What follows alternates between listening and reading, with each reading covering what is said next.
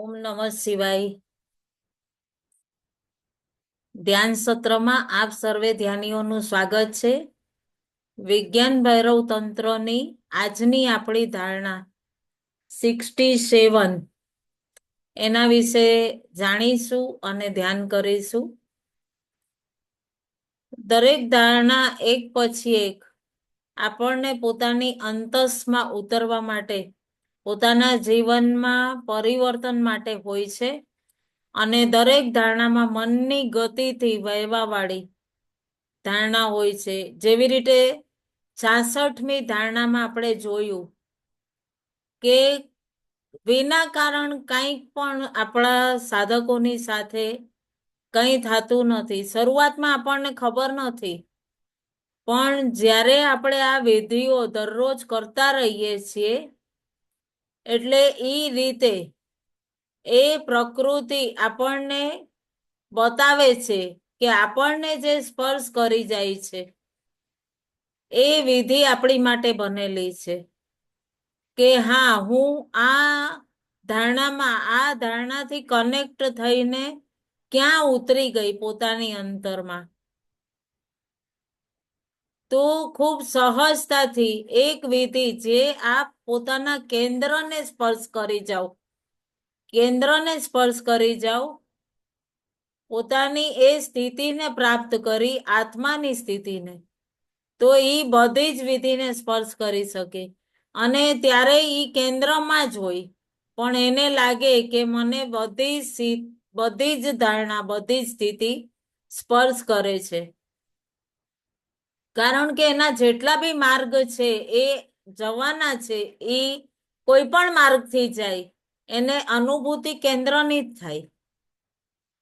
તો જ્યારે આપણે આ જે વિધિ જેટલી કરીએ છીએ કે આપણે રિપીટ કરશું ફરી પણ અગર વિજ્ઞાન ભૈરવની, તો તમને એ પોતાના અંતસ સુધી જે વ્યક્તિ જે ધારણાથી કનેક્ટ થયો છે એનાથી એ વિધિથી કનેક્ટ થઈ જ જશે. અત્યારે આપણે 67 ધારણા વિશે ધ્યાન કરશું. એ પહેલા કહેવાય ને કે બધી આગળ કેટલી વિધિઓ હજી બાકી છે, 112, તો પોતાના અંતરને સ્પર્શ કરવા વાળી છે. અને બહુ ખુશી જ્યારે સાધકો કહે છે ને કે મને આ વિધિ સ્પર્શ કરી ગઈ, તો મને આત્મબોધ થઈ ગયો, ત્યારે ખૂબ ખુશી થતી હોય છે.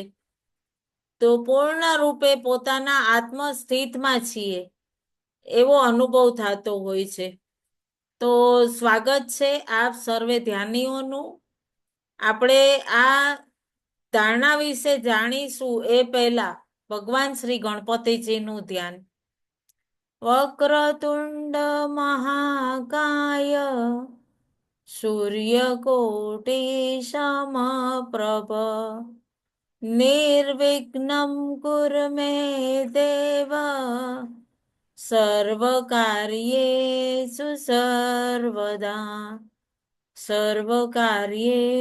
સર્વદા. ઓમ શાંતિ શાંતિ શાંતિ. નમઃ શિવાય. આપ સૌમાં વસતા શિવ શિવા અને ગુરુ તત્વને મારા કોટી કોટી વંદન.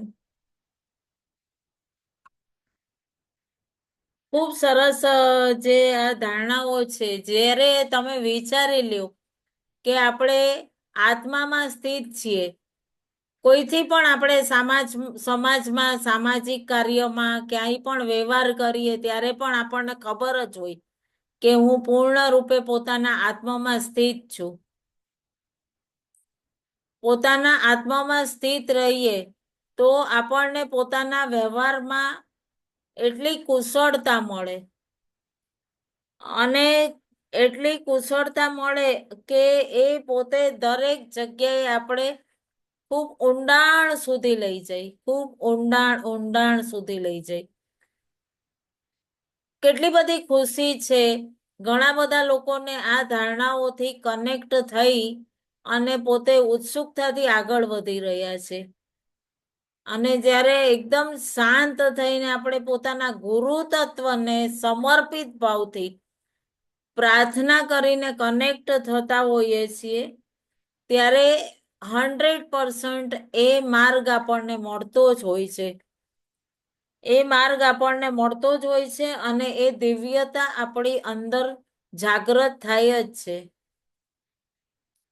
આજની જે 67મી વિધિ છે, ધારણા છે, પોતાના અંતરમાં ધીરે ધીરે ધીરે સ્પર્શ કરે છે. તો એ ધારણા એક એક ઉપરની પરત આપણે ગઈ 66મી ધારણામાં જોયું ને કે બલ્બની ઉપરની એક એક પરત ઉતરતી ગઈ,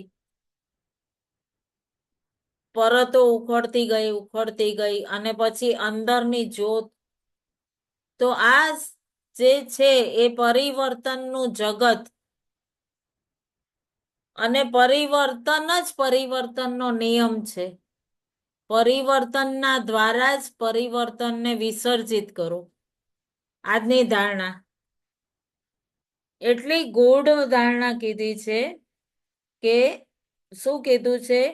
યહ જગત પરિવર્તન કા હૈ और परिवर्तन ही परिवर्तन का, परिवर्तन के द्वारा ही परिवर्तन को विसर्जित करो. હવે પહેલી વાત તો એ સમજીએ કે આપણે જો જાણીએ છીએ કે પરિવર્તન છે, જુઓ આપણે જન્મ્યા ત્યારથી કોઈ પણ અવસ્થા કાયમ તો રહી નથી, બરાબર?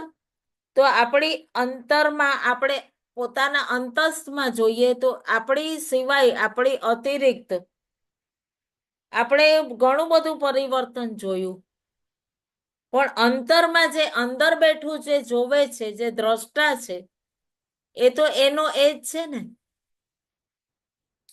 અને કેવી રીતના કે આપણે કોઈ વસ્તુને જોઈ, જો પરિવર્તન થોડા દિવસ પહેલા આપણે જોયું ત્યારે કોઈ ઈ વસ્તુ ઈ રીતની હતી કે ઈ રીતની આપણે જોઈતી, પછી થોડા દિવસ પછી આપણે જોયું, દાખલા તરીકે કોઈ બિલ્ડિંગ જ જોવો, પછી થોડા દિવસ થોડા વખત પછી એકાદ મહિના પછી ત્યાંથી નીકળ્યા, અરે આ બિલ્ડિંગને તો હવે કલર થઈ ગયો, તો પરિવર્તન આવી ગયું ને. તો એ રીતે તો શિવ શું કહે છે કે આ સંસાર પૂરું પરિવર્તનની એક ઘટના છે. આ પૂરો સંસાર છે એ પરિવર્તનની આ ઘટના છે. આટલું ગૂઢમાં લખ્યું છે કે આપણે ફક્ત જાણવું છે અને એની અંદરનો ભેદ જ્યારે જાણશું તો આપણને લાગશે અરે આ તો કેટલું સરળ છે. અને ગૂઢ એટલા માટે થઈ જાય છે કે આપણે એનો અર્થ સમજી ગયા. આપણી સમજથી દૂર હતું જે ગહન લાગતું આપણને, અને આજે આપણે જાણવા માંડ્યા એટલે આપણને એકદમ આસાન લાગવા માંડી કે આ જગત પરિવર્તનનો અને પરિવર્તન દ્વારા જ પરિવર્તનને વિસર્જિત કરો. કહેવાય તો એકદમ સહજ છે. જો પહેલી વાત સમજો કે આપણે જે કંઈ પણ જાણીએ છીએ એ આ જગત પરિવર્તનનું છે. આપણા સિવાય અતિરિક્ત આપણા સિવાય બધું જ પરિવર્તિત છે. આપણે કહી દઈએ કે મારાથી આ નહીં અને ફલાણું નહીં થાય, આમ ન થાય. જો પરિવર્તન ન હોય તો પરિવર્તનના એ કોઈ વશમાં જ ન હોય તો આ પૂરું સંસાર હર વસ્તુ બદલતી હોય છે, તો એ શક્ય જ નથી. સવાર થાય છે ત્યારે પછી ચંદ્રમાં સાંજે ઉગે છે, સવારે સૂરજ ઉગે છે, બપોરના ખૂબ ધૂપ કડક થઈ જાય છે, પછી સાંજ પડે ધીરે ધીરે ધીરે ધીરે ઢલતો જાય છે, સવારના કોમળ તડકો લાગે, પછી સાંજના ધીરે ધીરે નમતો જાય તો ગરમી ઓછી થતી જાય, પછી જેવું સાંજ પડી રાત પડી એટલે ચંદ્રમા ઉગ્યા. તો પરિવર્તન એક જ દિવસમાં જોયું ને આપણે. માર્કેટમાં ગયા તો પેલા આ દુકાનમાં આ સામાન વેચાતું, હવે ઈ આ સામાન નથી મળતો, હવે ઈ દુકાનમાં માલિક બદલી ગયું. તો એવું નથી કીધું કે હમણાં જ થશે, કેટલા વર્ષોમાં થશે પરિવર્તન, એવું નથી કીધું, પણ પરિવર્તન થશે. હવે અત્યારે આપણે જેને આવડો મોટો પર્વત હિમાલય કહીએ, તો વૈજ્ઞાનિકો પણ અધ્યયન કરે છે ને, તો કે હિમાલય પણ મોટો છે.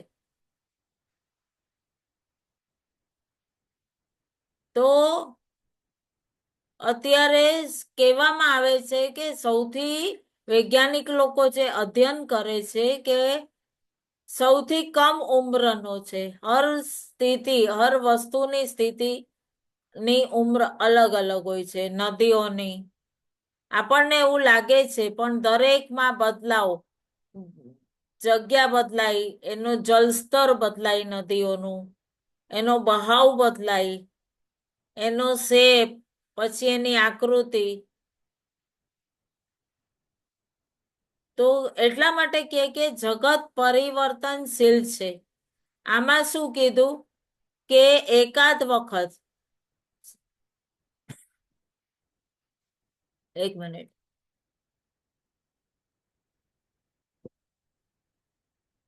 તમે જેટલું સીધા સીધા જાણતા નથી જેને, તો જ્ઞાનનો જેટલા વિષય છે એને હટાવતા જાઓ, એક, બીજું, ત્રીજું, પછી શું થશે કે ધીરે ધીરે શૂન્ય આવી જશે. તો શૂન્ય છે ઈ જ જ્ઞાન છે. જ્ઞાન માટે બે વસ્તુ જરૂરી છે. કોઈ પણ વસ્તુને આપણે જ્યારે શું કહીએ કે પોતાનાથી અલગ, હું છું પણ હું પરિવર્તનશીલ નથી, તો આપણે પોતે પોતાને કેવી રીતે જાણશું? આપણે કેવી રીતે જાણીએ છીએ કે મારું આ નામ છે, મારું આ શરીર છે, એને જ આપણે હું માનીએ છીએ, મેં માનીએ છીએ, પણ ઈ પરિવર્તનશીલ છે. અને અપરિવર્તનશીલ છે એને કેવી રીતે જાણીએ? જે બહાર જગતમાં જે જોવે છે, જે જોવા વાળું છે, ઈ પરિવર્તનશીલ નથી, અને ઈ આપણને દેખાતું નથી. જેટલી વસ્તુ દેખાય છે એને આપણે હટાવી દેશું, જે દેખાતું નથી એ જ બચી જશે ને.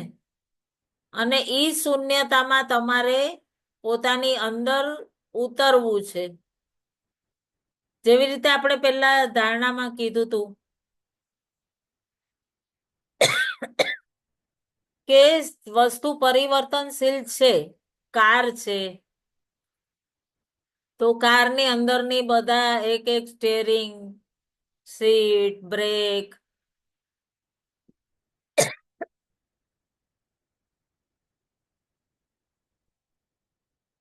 એન્જિન, ગેર, ડિક્કી બધું હટાવતા ગયા.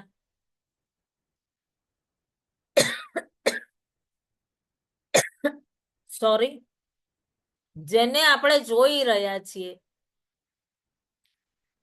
અનુભવ કરી રહ્યા છે, એ આપણાથી કોઈક બીજી વસ્તુ છે.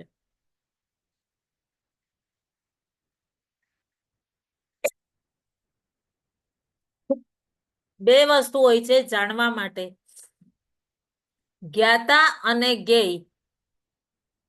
જે વસ્તુ અને જેને જાણવા માંગો છો,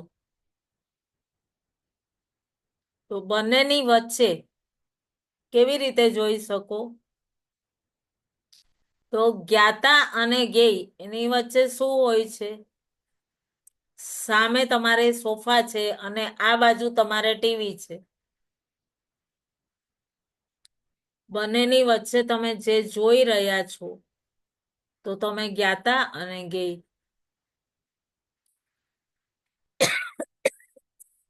જે વસ્તુને તમે જોઈ રહ્યા છો, જોવા માટેનું જે સેતુ છે એ શું છે? એ જ્ઞાન છે. કે આ ગાડી છે, આ સોફા છે, આ ટીવી છે, આ રોડ છે, આ ગાડીઓ જઈ રહી છે. કોઈ વસ્તુને તમે જોઈ રહ્યા છો અને તમે એને જ્ઞાન નથી અને સમજતા નથી, તો એની વ્યાખ્યા ન કરી શકું કે આ ગાડી છે કે સોફા છે કે શું છે. તો જ્યારે આપણે પોતાને જોઈએ છીએ તો જ્ઞાન આપણી વચ્ચે સેતુ છે અને જ્ઞાતા છે એ એકબીજાને જાણવા વાળો. વચ્ચે સેતુ શું થયું? જ્ઞાન. હવે તમે જે પણ વસ્તુને જોવો છો એ તો સ્પષ્ટ છે કે જે જોવે છે અને જે ચીજને તમે જોઈ રહ્યા છો વિષય એક જ છે. તમે સબ્જેક્ટ અને ઓબ્જેક્ટ, જે જોવા વાળો જે વિધિ છે, અંદરનો જે સેતુ છે એ કોણ બતાવી રહ્યું કે આ ચીજ આ છે? ઈ જ્ઞાન છે, ઈ તમારો સેતુ છે. અને તમે અંદર જેને જોવા વાળું કયો છો, જે વ્યક્તિને જોઈ રહ્યો છે એ બીજું. અને ત્રીજું તમારું જ્ઞાન, તમારી અંદરની સમજ કે જે આ નદી છે, આ વૃક્ષ છે, આ પશુ છે, આ મનુષ્ય છે, આ ટીવી છે, આ સોફા છે.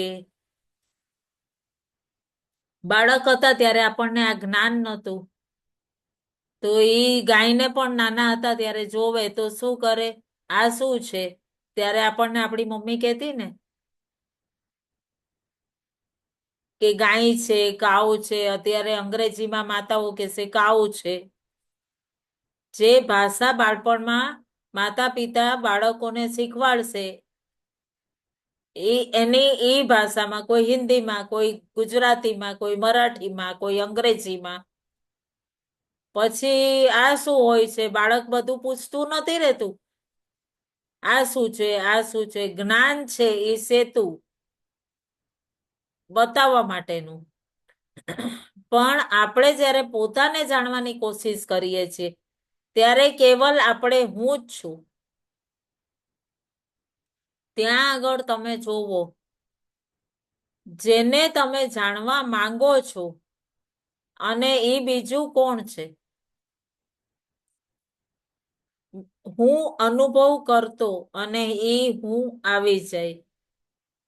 અંદર જે છે એનો બીજો કિનારો તો છે નહીં. તો કિનારો તો છે નહીં, તો સેતુ ક્યાં? તો પોતાને કઈ રીતે જાણવું? તમે સમજાઈ રહ્યું છે ને? તો જ્ઞાતા અને જ્ઞેય એ બંનેની વચ્ચે કોઈ પણ વ્યક્તિને તમે જોશો ત્યારે સ્વયંની અંદર જે જોઈ રહ્યો છે એની માટે જ આપણે વાત કરી રહ્યા છીએ. તો અંદર વાળું જે જોઈ રહ્યું છે એને જ્યારે જોવા માંગીએ છીએ ત્યાં પણ કોઈક બીજો કિનારો હશે ને? એનો મતલબ બે થઈ ગયું. તો આપણે એકલા નથી, છતાંય આપણે એકલા છીએ ત્યારે મારે મને જાણવું છે. તો આત્મજ્ઞાન છે એ શું છે? નેતિ નેતિ પ્રક્રિયા થઈ ગઈ. ત્યાં તમારે શું કરવું પડશે કે બધા ગાડીના એક એક પાર્ટ આપણે હટાવી દીધા. હવે તમે શું કરશો? અંતરમાં ઉતરવા ટાઈમે શરીરની અંતરની સ્થિતિમાં આ સ્થૂળ શરીર, સ્થૂળને હટાવી દીધું.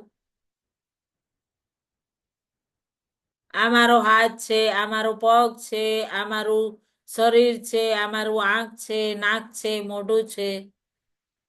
જગતથી તો આપણને ખબર પડી ગઈ કે પરિવર્તન છે. પછી આપણે કોનામાં આવ્યા કે હું છું, મેં ઉપર આવ્યા. આ મારું શરીર છે, આ મારા હાથ છે, આ મારા પગ છે.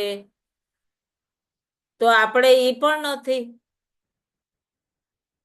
કે આ મારું શરીર છે, આ મારું હાથ છે, એ પણ આપણે નથી. પછી આપણે શું કહીએ છીએ? વિચારો, મારું અંદર મન કાર્ય કરે છે એવું સમજીએ. કે આ પણ હું નથી. અને મન છે એ તો સ્થિર છે જ નહીં. મન અગર સ્થિર હોત તો હું બી સ્થિર હોત. મન તો ક્યાંય ગોળા લેતું હોય. તો શુદ્ધ જે ચેતના છે એ અપરિવર્તનશીલ છે. તો હું જ્યારે અંદર પોતાને જાણવા જાઉં છું તો જ્ઞાન સેતુ. પણ અંદર જવા માટે બીજો છેડો જ નથી. તો હું શું કરું? તો આપણે પોતાની અંદરનું મન હટાવી દીધું, જ્ઞાન હટાવી દીધું. પછી જે શૂન્ય બચ્યું, જે શૂન્યતા વધે એ હું છું. એનો મતલબ શું થયો? કે બધી વસ્તુ હટી ગઈ અને આ હું છું જે શૂન્ય છે. બધા નામોને હટાવી દીધા. પછી જે ખાલી જગ્યામાં જે વસ્તુ છે એનું નામ થયું ગાડી. સ્પેસમાં જે છે ઉપરની વસ્તુ જે દેખાય છે એ બધા ઓબ્જેક્ટ છે, એને હટાવી દો. પછી અંદરની જે શૂન્યતા વધી એ તમે છો. વિચારજો, ધ્યાનથી આ વાત સમજજો. મૂંઝવણ ના થવી જોઈએ. ખૂબ ગહેરું જ્ઞાન છે, પણ તમને સરળ પણ છે. તો શું હટાવ્યું આપણે? સ્થૂલ હટાવ્યું. તો શરીર હું નથી. મન હટાવ્યું, મન હું નથી. હવે મારે બહુ ખાવાનું મન છે, મારું મન ભરાઈ ગયું તો મારી સામેથી વસ્તુ મને જોવી પણ નથી ગમતી. હવે મારી સામે નહીં લાવતો. આપણે કહીએ ને બહુ આજે તો મન ભરીને. હમણાં હવે કેરીની સિઝન આવશે તો બધા ખૂબ કેરી ખાશે. પછી કહેશે હવે સિઝન જવા માંડશે તો અરે બાપા હવે કોઈને ત્યાં જશું તો કહેશું ના ના કેરી નહીં, બહુ ખાધી, મન ભરીને ખાધી. બરાબર? તો વિચાર જે કરી રહ્યા છીએ, વિચાર, હવે વિચાર કોઈ વસ્તુના વિષયમાં કરે છે એ પણ હું નથી. આજે કંઈક વિચાર છે, પલ પલ વિચાર બદલતા હોય છે. એક જ વસ્તુના વિષયમાં એક જ વ્યક્તિ, એક જ સ્થિતિ એ પલમાં આનંદમાં હોય ને બીજા પલમાં એને રોવું આવી ગયું, મન બદલાઈ ગયું. વિચાર બી અંદર છે. અરે આ તો બહુ બોર થઈ ગયા હવે ખાઈને. તો આપણે વિચાર પણ નથી. એક એક વસ્તુ હટાવી દીધી. પોતાના સુધી પહોંચવા શું કરવું? એક એક વસ્તુ ઉપરી પરત જે હું ની પરત છે એને હટાવતા જેવો. એ પરત હટાવતા ગયા તો શું થયું? છોડતા ગયા. જ્યારે જ્ઞાનનું કોઈ વિષય જ નહીં રહે, જ્યારે તમે ઊંડાણમાં કયો છો ને, ગહેરાઈમાં ઓર ઊંડા, હજી ઊંડા ઉતર જાઓ. આજ તમે તમારી મનની પરતોથી પાર થઈ જાઓ. 5 શરીર જે આપણે કહીએ છીએ ને, તો તમે કહેશો 5 શરીર કોણ છે? તો આ દેહ છે. તો જે બી શરીરના અંગમાં પ્રાણ ઉર્જા ન હોય તો ઈ હોય ને છતાં પણ ઈ ડેડ થઈ ગયું, મૃત થઈ ગયું. તો પ્રાણ જ ન હોય તો શરીર રહીને પણ કોઈ કામ ન કરી શકે. તો પ્રાણ શરીર એક છે ત્યારે તો આ શરીર કામ કરે છે. પછી શરીર બી છે, પ્રાણ પણ છે, પણ કઈ કામ કરવાનું મન નથી. ખૂબ ભૂખ લાગી છે, તરસ પણ લાગી છે. ભૂખ લાગી છે, તરસ લાગી છે, જીવિત પણ છીએ, પ્રાણ પણ છે, શક્તિ પણ છે, પણ મન નથી કંઈક બનાવીને ખાઈ લઉં, કંઈક પી લઉં, કંઈક કામ કરવું છે, માર્કેટ જવું છે, પણ મન નથી, બેસી રહ્યા ઢગલો થઈને. પ્રાણ છે, શરીર છે, બધું જ છે, પણ મન નથી. હવે મન નથી તો મન શરીર થઈ ગયું. મન નથી તો પણ તમારું શરીર કામ નહીં કરે. મન છે તો તમે ઉઠો છો. મારે સાધના કરવી છે, મારે ઉઠવું છે, મારે પૂજા કરવી છે, તો એ બીજું શું થયું? મન શરીર. પછી જ્ઞાન. હવે તમારી પાસે શરીર છે, પ્રાણ બી છે, મન બી છે, પણ એ વસ્તુનું નોલેજ નથી કે કરવું કઈ રીતે. ભગવાન છે, સામે બેઠા છે, પણ એનું જ્ઞાન જ નથી કે કેમ પૂજા કરવી, કઈ વસ્તુ બનાવવી છે, કોઈ રેસીપી બનાવવી છે, પણ આવડતું જ નથી. જે વિષયના વિશેષ આપણે જાણતા નથી, તો એ જ્ઞાન શરીર થઈ ગયું. જ્યાં સુધી તમારી અંદર નોલેજ નથી, તમે એ ક્રિયા નહીં કરી શકો.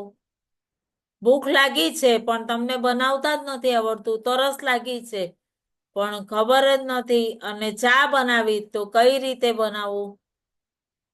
જે પણ વસ્તુ તમને નથી આવડતી તો તમે કરશો નહીં કે મને આવડતું જ નથી તો હું કેમ કરું. શરીર છે, મન છે, પણ જ્ઞાન નથી તો પણ એ તમારું જ્ઞાન શરીર. હવે 4 થઈ ગયા. હવે તમારી પાસે એ 4 છે તો તમે એક આનંદ શરીરમાં, જ્યારે જાણવા માટે કાંઈ પણ નથી, એક શૂન્ય, આટલી પરતોને પાર કરી ગયા, મનની ભાવનાઓને પાર કરી ગયા. એક શૂન્ય, ખાલી એક શૂન્ય રહી જાય જ્યારે અંતરમાં તમે ઉતરો. જ્યારે તમે અંતરમાં ઉતરો ત્યારે ધીરે ધીરે ધીરે ધીરે ધીરે ધીરે જાણવા માટે કાંઈ જ ન રહ્યું. એક એક શૂન્ય, એક એક શૂન્ય પાર થઈ ગયું. બધા વિષયોને છોડતા જાઓ ત્યારે એક પળ એવો આવે કે સિર્ફ ચેતના રહી જાય, કે જાણવા માટે હવે કાંઈ જ નથી રહ્યું. કારણ જાણવું તો છે પણ જાણવા માટે કંઈ રહ્યું જ નહીં. ન મન નથી, ન વિચાર છે, ને જાણવા માટે સહજ એક ઉર્જા હતી, જે જાણવા માંગતું હતું અંદર, જે ચેતના, એ પણ નથી. તો અંદર જે છે, ભૂખ લાગે છે, એ વાત કોણ જાણે છે? તો જે અંદર જે છે, શરીરની ભૂખ છે, એ કોણ જાણે છે? તો શરીર જાણે છે. તો અગર શરીર જ નથી તો જાણવા વાળો જાણી પણ લે તો એની પાસે તો કાંઈ છે જ નહીં. હવે એ ક્યાં જશે કે ભૂખ લાગી છે? કોને લાગી છે? ભૂખ નહીં, તરસ નહીં, જ્યારે કઈ છે જ નહીં. પણ અગર શરીર છે અને જાણવા વાળું પણ છે તો એને જરૂર છે. તો જાણવા વાળો અંદર આત્મા એ દિવ્ય છે. હવે જાણવા વાળો જ ન હોય તો કેવી રીતે શું થઈ ગયું? તો એના અંતસની ચેતના જ ખત્મ થઈ ગઈ. કેમ? તો જાણવાની શક્તિ જ ન રહી. તો ઈ જડ થઈ ગયું.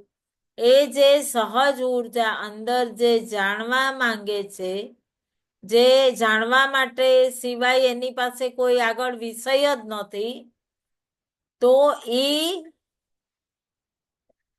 સ્વયંને જાણવા માટેનો વિષય રહી જાય અને ઈ સ્થિતિમાં તમે સ્થિર થઈ જાઓ. એટલે તમે ક્લિયર થઈ રહ્યું છે ને? તો એ શબ્દ એટલે આપણને કીધું છે કે બધું બદલાઈ રહ્યું છે. એક એક વસ્તુ, દિવાલ છે, આપણને લાગે કે આ સ્થાયી છે, આપણા ઘરની દિવાલ.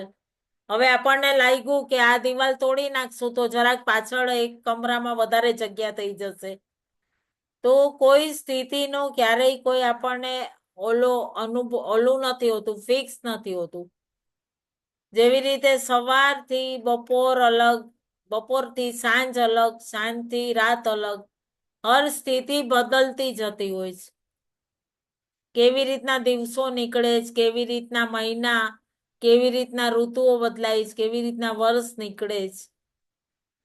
તો એટલા માટે જ બુદ્ધ કહે છે કે બધી ચીજ બદલાવ છે, બધી જ ચીજમાં.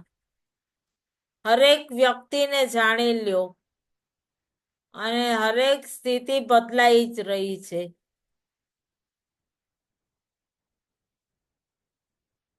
તો એમને બુદ્ધને ભાવ આવ્યો કે એમણે સુંદર પત્ની છોડી દીધી, મહેલ છોડી દીધું, બધું જ છોડી દીધું તું. કેટલો સુંદર ભાવ આવ્યો. કોઈએ પૂછ્યું એમને કે શા માટે છોડ્યું, તો એમણે શું કીધું કે અહીંયા કોઈ ચીજ સ્થાયી નથી. ત્યાં રહેવાનો પોતાના બચ્ચાને મૂકી દીધો. તો જે રાત્રે એમણે મહેલ છોડેલો ઈ જ દિવસે ઈ જ રાત્રે એમને બાળક જન્મેલું. એમણે એને પહેલી અને છેલ્લી વાર જોયું અને નીકળી ગયા. તો એમની પત્નીની પીઠ કહેતા હતા અમારા ગુરુ કે દરવાજા તરફ હતી અને બાળક ઈ જ રાતે જન્મ લીધું. અને એ પોતાના બાળકને પણ ખાલી માથા ઉપર હાથ રાખી લે પીતા હોય તો. અને પત્ની તો એમની પોતાના પડખામાં લઈને સૂઈ રહ્યા હતા. એક ક્ષણ માટે એમને વિચાર આવ્યો કે બાળકના કાંઈક જન્મના કલાકો થઈ ગયા તો શું પ્રયોજન. એમણે પૂછ્યું, એક દિવસ પહેલા આ બાળક નહોતું, આ હંમેશા માટે પણ સ્થિર નથી રહેવાનું, તો શું પ્રયોજન હોય. બધું જ બદલાઈ રહ્યું છે. એમના મનમાં ઈ સ્થિરતા હતી કે મારે અસ્થિરતામાં રહેવું જ નથી, મારે રહેવું જ નથી અસ્થિરમાં.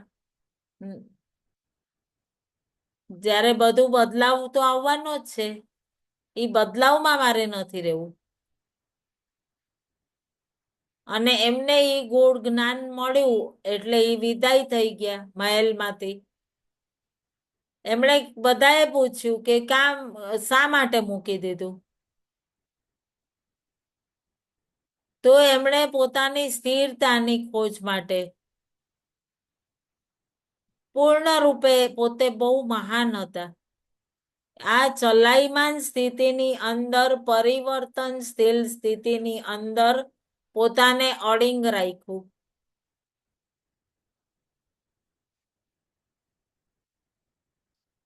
તો એમણે એમ જ કીધું કે આ જે ક્યારેય નથી બદલતું શાશ્વત છે.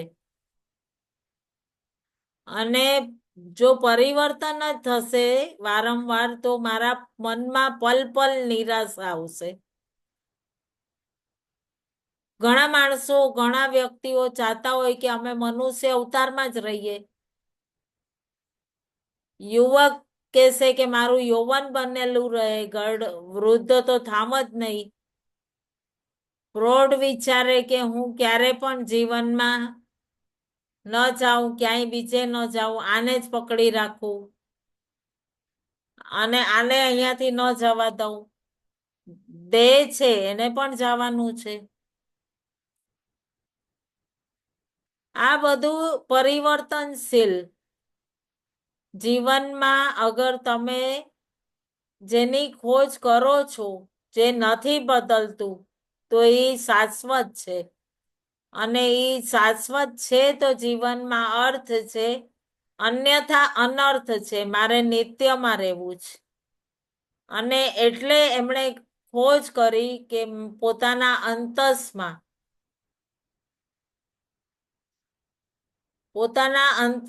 પોતાના સ્થિર થઈ ગયા. અને એમણે કોઈ પણ વસ્તુનો ક્યારેય કોઈ પ્રભાવ નહોતો પડ્યો. કોઈએ કીધું બુદ્ધત્વ પ્રાપ્ત થઈ ગયું તો અમારા મહાત્મા બુદ્ધ છે, તો પણ નહીં. કે એ સમસ્થિતિમાં રહ્યા, કોઈ પ્રભાવ ન પડ્યો, કોઈ એમના મોઢા પર થૂક્યું કે કોઈએ કઈ જેમ તેમ બોલ્યું, કોઈએ એમને ચટ્ટાનથી ફેંકીને મારવા માંગ્યું તો પણ એમને કોઈ ફરક નતો પડ્યો. જેટલી તમે બુદ્ધની પ્રતિમા જોશો તમને શાંત અને સ્થિર, તો એ પોતાના અંતસમાં સ્થિર હતા. તો એમણે શું બતાવ્યું જગતને? કે હું પોતાના અંતસમાં સ્થિર છું. અને હકીકતમાં એ જ રીતે બેસી રહેતા. હર જગ્યાએ બહારમાં શરીર કાર્ય કરતું અને એ રીતે એમણે પોતાને સ્થિર કરેલું. અને આ સ્થિતિ અગર હર કોઈ પોતાના અંતસમાં સ્થિર કરે, તમારી અંદરમાં છે, તો તમે એમાં સ્થિર રહો અને પૂર્ણ રૂપે એને પ્રાપ્ત કરી શકો છો. હર ભાગ પરિવર્તનશીલ છે શરીરનો. શૂન્યતાને તમે અપરિવર્તનશીલ છે એ અનુભવ કરો, એને છોડો. અને પરિવર્તનશીલ છે એને છોડતા જાવ, જે નિત્ય છે, નિત્ય છે. તો છોડતા છોડતા છોડતા એક દિવસ તમે પોતાના ઈ કેન્દ્રને પ્રાપ્ત કરી લેશો. જેવી રીતે ગાડીના એક પાર્ટ, આ શક્તિ સેમાય ન રાખો. એવું નથી કીધું કે આ જગતમાં ન રહ્યો, કે તમે જ્યાં પણ રહ્યો પોતાના અંતરમાં સ્થિર રહો. આ બહુ સહજ, એકદમ આમ સમજીએ તો એમ લાગે કે કેવું આમ બતાવ્યું ગતિનું. અને આ તો એકદમ ઈઝી, સાવ ઈઝી, પોતાના અંતસમાં સ્થિર રહેવા માટેનું. તો ક્લિયર થઈ ગયું છે ને કામિનીબેન? તો આપણે ધ્યાન માટે આજે પોતાની અંતસમાં એ સ્થિરતા લાવશું. એની માટે આપણે જોડાઈએ ધ્યાન માટે. ઓકે.